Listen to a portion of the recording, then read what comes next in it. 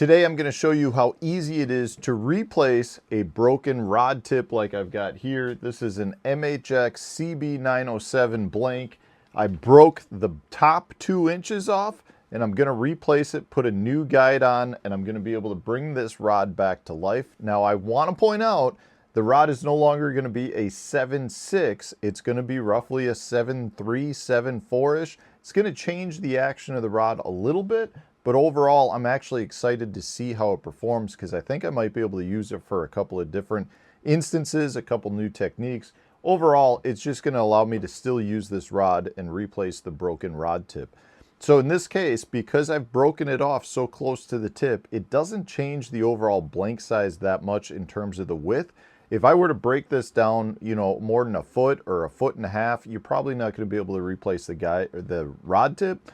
But in the instances where you do break off the rod in the last couple inches, you can go find a rod tip that will fit it. In this case, this is just a used broken rod tip that I've taken off another broken rod. Generally, that's what I do anytime I break a rod that's not repairable. I remove all the guides, the rod tips, any of the parts that I can use to potentially put onto another rod, which is what's happening in this case.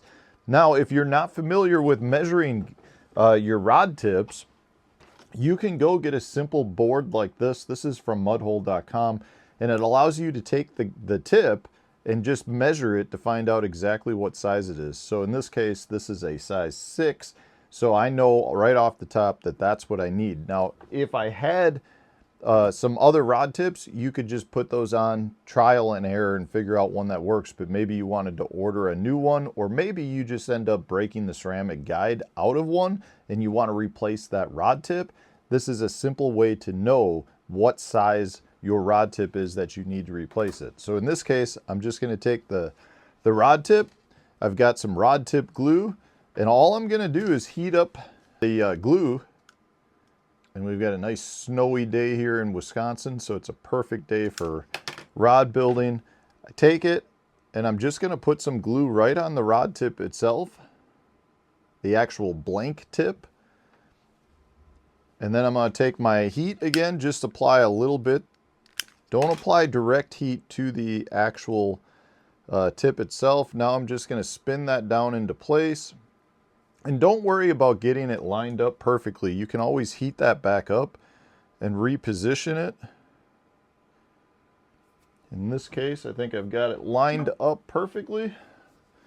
Just going to do the old eyeball check. It looks good. I'll let that glue cool off just a little bit. You can see there's a little globule of glue on the end. You can take your finger. At this point, it is dried up. I'm just picking that off. You get a nice little chunk of glue. So you could potentially use the rod in this case. Now, I personally want to finish the rod off. So I'm going to take, I've got here some 2-part rod epoxy. I'm going to mix that together real fast. And I'll then put a little dab on this. So I'm going to throw the rod in the rod turner, get the epoxy ready, show you how to apply it.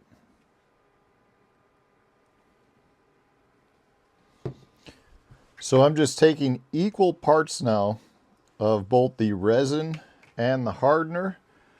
I'm measuring it. You can buy, this is just a simple rod epoxy kit that you can buy with the syringes.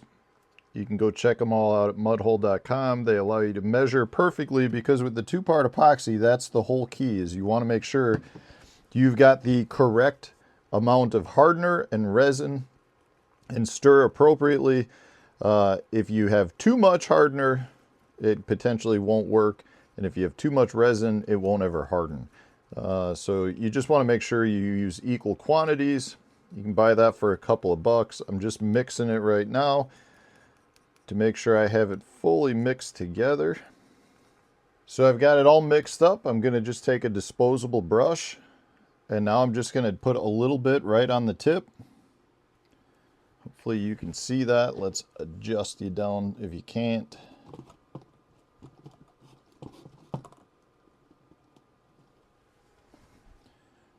So I've got the rod blank in the turner, and I'm just applying some epoxy. This will really lock this guide into place and prevent it from breaking free.